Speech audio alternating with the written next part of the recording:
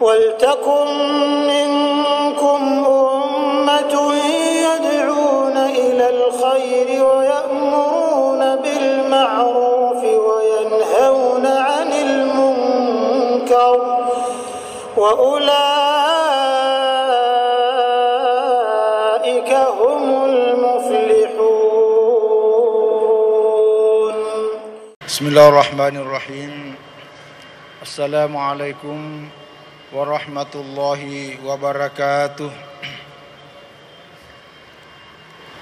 Alhamdulillah, nasta'inuhu wa nastaghfiruh wa na'udzu billahi min syururi anfusina wa min sayyiati a'malina. May yahdihillahu fala mudilla lahu wa may yudlilhu fala hadiyalah. Asyhadu an la ilaha illallah wa asyhadu anna Muhammadan abduhu wa rasuluh. Allahumma salli wa sallim wa barik ala Rasulillah Sayyidina Muhammad wa ala alihi wa sahbihi wa mawalah. La haula wa la quwata illa billah, amma ba'd. Bapak-bapak, para alim ulama, para ustadz, para kiai yang kami muliakan dan senantiasa dirahmati Allah Subhanahu wa taala. Jamaah Masjid Raya Mujahidin dan juga para pendengar setia Radio Dakwah Mujahidin yang kami muliakan dan senantiasa dirahmati Allah Subhanahu wa taala. Alhamdulillah, kita senantiasa bersyukur, selalu berterima kasih kehadirat Allah atas segala nikmat yang Allah limpahkan kepada kita, sehingga kita bisa melakukan berbagai aktivitas, berbagai kegiatan. Khususnya alhamdulillah, kita sudah melaksanakan sholat duhur secara berjamaah.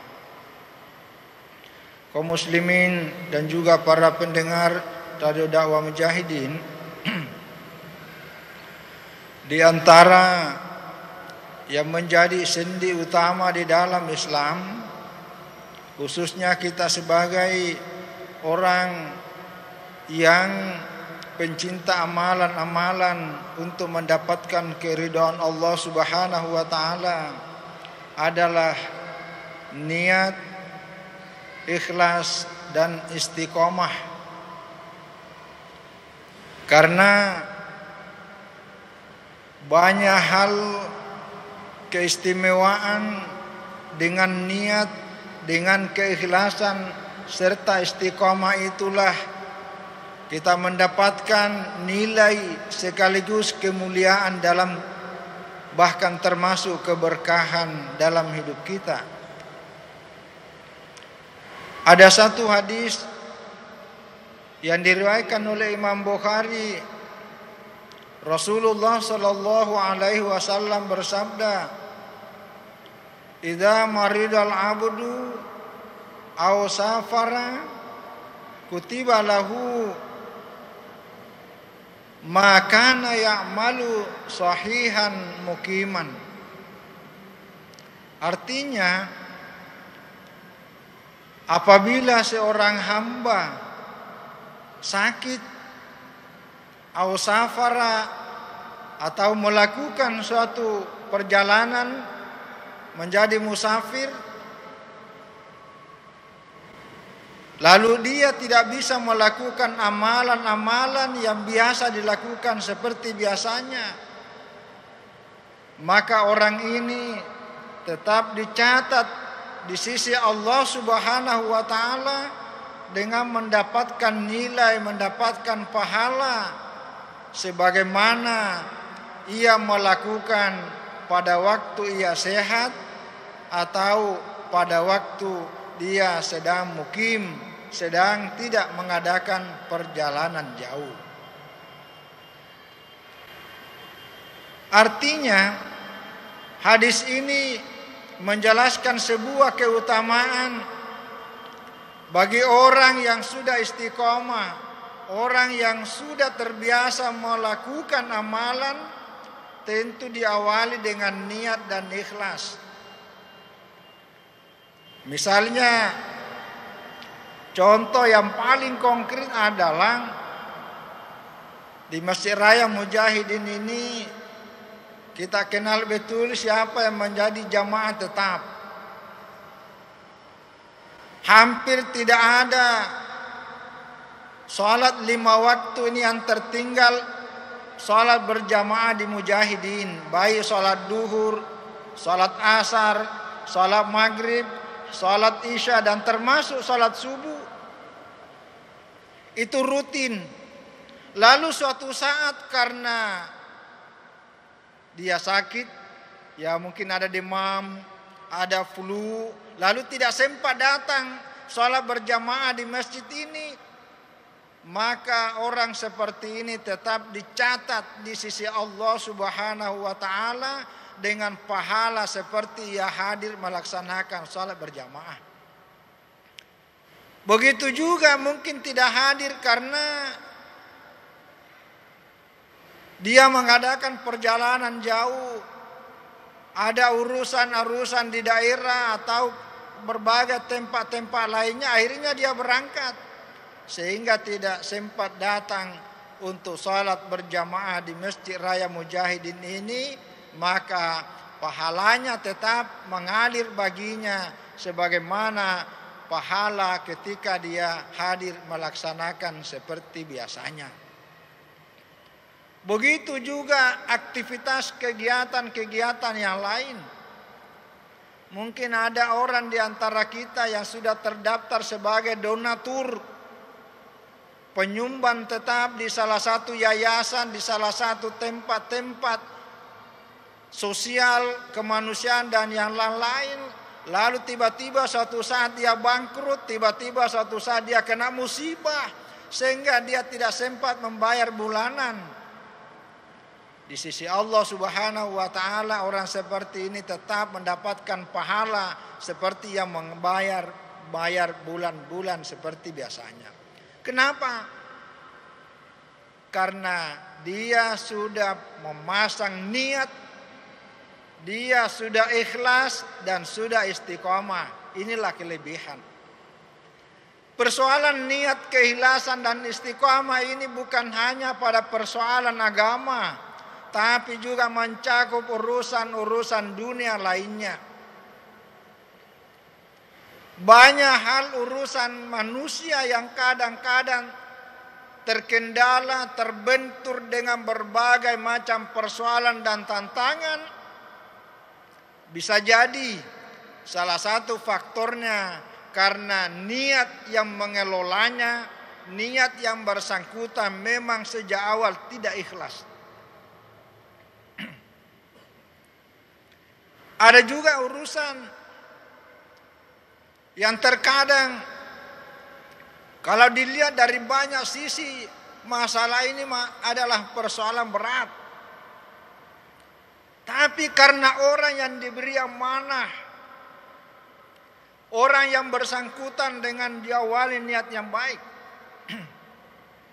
niat yang ikhlas, Allah Subhanahu wa taala membukakan pintu kemudahan sehingga apa yang diprogramkan dan dicita-citakan semuanya menjadi lancar dan berhasil. Inilah keutamaan, kelebihan apabila kita di dalam beragama dan juga di dalam mengelola kehidupan kita memasang niat yang baik, ikhlas dan istiqomah.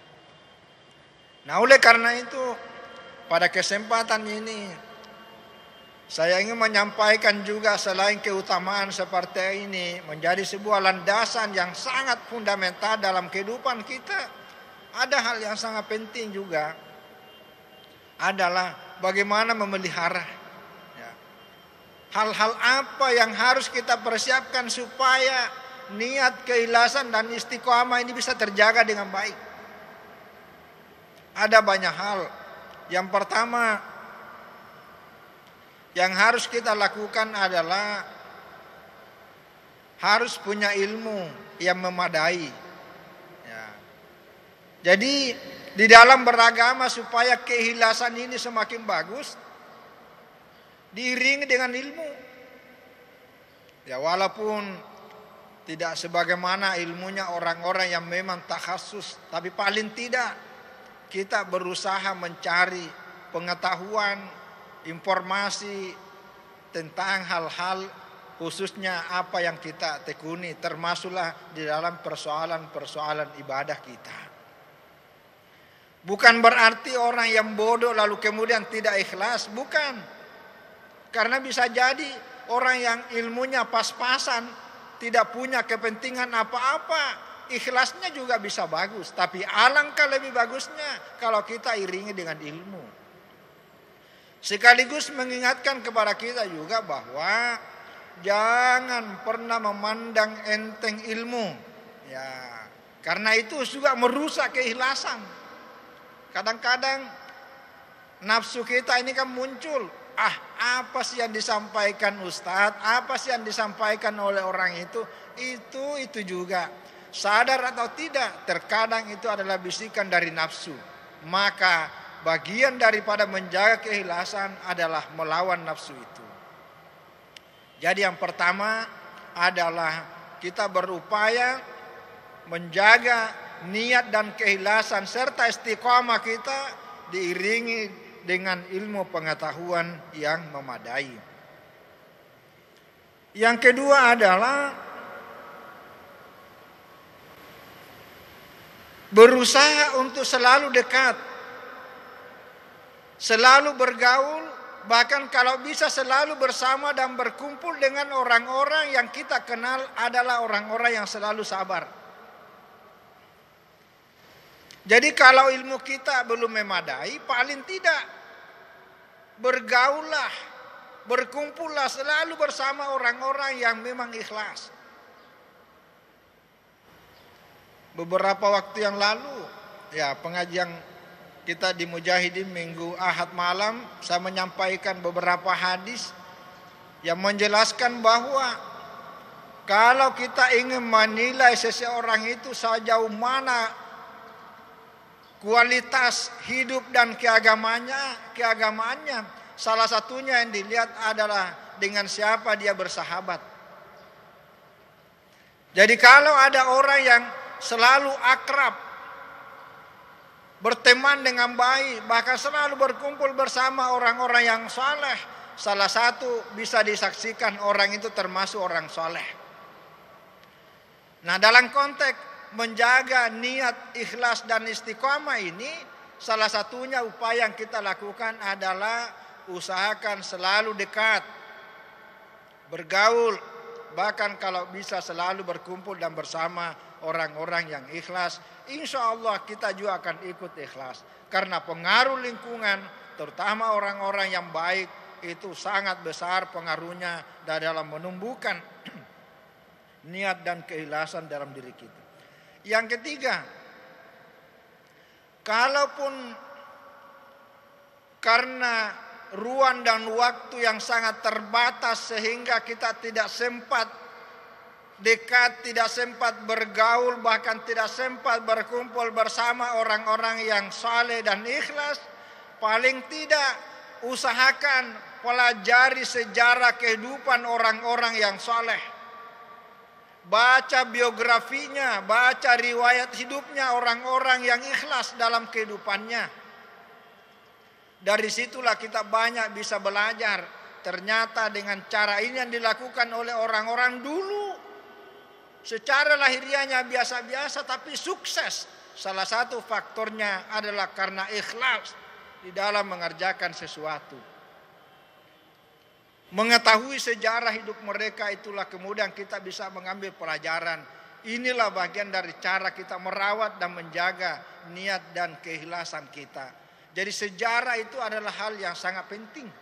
Makanya di dalam Al-Quran itu ada beberapa ayat, Kul siru fil ard,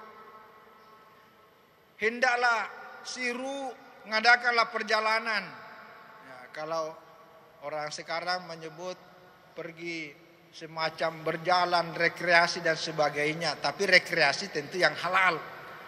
Makin banyak berjalan, makin banyak ketemu orang-orang saleh, orang-orang yang berjasa di dalam mendakwakan Islam, mengajarkan agama ini dengan baik dan benar, insya Allah akan memberikan pengaruh terhadap diri kita. Nah, karena kita tidak bisa berjalan jauh, paling tidak membaca sejarah hidupnya. Sejarah hidupnya, baik sejarah hidup mulai dari zaman Rasul, Khulafaur Rasyidin, para sahabat-sahabat, para imam-imam mujtahid, para imam-imam yang saleh, termasuk sejarah hidup para sufi. Bagaimana keikhlasan mereka di dalam mendakwakan Islam, insya Allah dengan membaca sejarah kehidupan mereka itu akan memberikan pengaruh terhadap diri kita. Yang keempat adalah mujahadatun nafs. Mujahadatun nafs ini artinya bagaimana kita melawan seluruh apa yang diinginkan oleh hawa nafsu kita yang mengantarkan kita kepada kejahatan. Jadi jangan biasakan semua yang diingini oleh hawa nafsu kita larut. Karena para ulama terutama di kalangan para sufi, salah satu pembahasan utamanya itu adalah hawa nafsu. Tentu hawa nafsu yang ammaratun bisu, yang mengantarkan kita supaya berbuat kejahatan. Ini tidak boleh dibiasakan untuk larut. Semua selera dan keinginan semuanya kita ikuti. Memang terasa nyaman dan indah, tetapi sadar atau tidak, inilah yang biasanya mengantarkan kita kepada kehancuran dan kebinasaan. Maka salah satunya itu kita belajar untuk melawan keinginan-keinginan seperti ini. Ya, seperti tadi saya menyampaikan, kita kadang-kadang manusia ini kan menganggap enteng soal-soal agama. Kita kadang-kadang memandang enteng yang disampaikan oleh para ulama. Tetapi ketika pejabat yang ngomong, ketika orang yang punya kedudukan, ketika orang kaya, itu seolah-olah kita memberikan perhatian sepenuhnya. Tapi ketika ke orang-orang yang alim di Indonesia ini, dalam banyak pengalaman saya berkunjung di berbagai pondok pesantren, banyak ulama yang sejak 50 tahun yang lalu, 30 tahun yang lalu, 20 tahun yang lalu mendirikan pondok dari uang pribadi, mendirikan pondok dari berbagai usaha, sehingga mengumpulkan santri ribuan, puluhan ribu. Tidak pernah membuat proposal, apalagi minta bantuan kepada pemerintah. Tapi mereka dirikan semata-mata ikhlas kepada Allah. Dan murid-murid para ulama seperti inilah yang banyak bertebaran di Nusantara ini. Sejarah kehidupan mereka ini luar biasa, sangat sederhana, tapi keikhlasannya sangat tinggi. Ini mereka punya andil yang sangat besar. Mereka tidak pernah tampil di TV, mereka tidak pernah disiarkan radio, tapi bagi mereka tidak ada pengaruhnya. Ini luar biasa. Inilah yang saya maksudkan, bahwa kita berusaha untuk mujahadatun nafs, untuk melawan selera seingindah, apalagi sekarang ini tawaran-tawaran yang begitu menggiurkan bagi kehidupan duniawi sangat besar. Dan yang terakhir, selain daripada 4 ikhtiar usaha kita ini, yang paling juga penting tidak boleh kita abaikan adalah isti'anah. Tetap mohon bantuan, minta doa kepada Allah, karena tidak ada yang menggenggam, membolak-balikan hati kita ini sehingga belok kepada yang baik atau berbelok kepada yang tidak baik, kecuali hanya Allah Subhanahu wa taala semata. Itulah sebabnya salah satu doa yang sering dibaca oleh Rasulullah sallallahu alaihi wasallam, terutama seusai sholat 5 waktu, Allahumma ya muqallibal qulub, ya Allah yang membolak-balikan hati manusia, tsabbit qalbi ala dinika, ya Allah kokohkanlah, kuatkanlah hatiku atas agamamu. Dalam riwayat yang lain, ala ta'atika, kokohkanlah hatiku selalu berada dalam ketaatan kepadamu, dalam pengertian selalu berniat yang baik. selalu ikhlas dan tetap istiqamah menjalankan ketaatan kepadamu ya Allah. Termasuk juga doa, Allahumma a'inni ala dzikrika wa syukrika wa husni ibadatika. Ya Allah, tolonglah aku, bantulah aku agar supaya bisa mensyukuri terhadap nikmat yang Engkau limpahkan kepadaku. Supaya ala dzikrika, supaya saya selalu ingat kepadamu ya Allah. Supaya saya bisa selalu memperbaiki seluruh persembahan ibadahku kepadamu. Tidak ada yang bisa membantu kecuali Engkau ya Allah. Jadi inilah 5 hal yang bisa kita lakukan di dalam rangka selalu merawat dan menjaga agar supaya niat, keikhlasan dan istiqomah kita terjaga dengan baik, karena ini merupakan bagian dari sendi-sendi yang terpokok di dalam beragama, khususnya di dalam meningkatkan amalan kita sehingga mendapatkan keridhaan dari Allah Subhanahu wa taala. Inilah yang bisa kami sampaikan kepada Allah Subhanahu wa taala. Kita bermunajat dan bermohon semoga kita selalu diarahkan ke jalan yang Allah ridhai. Terima kasih dan mohon maaf atas semua kekurangan. Wallahu a'lam bishawab. Wassalamualaikum warahmatullahi wabarakatuh.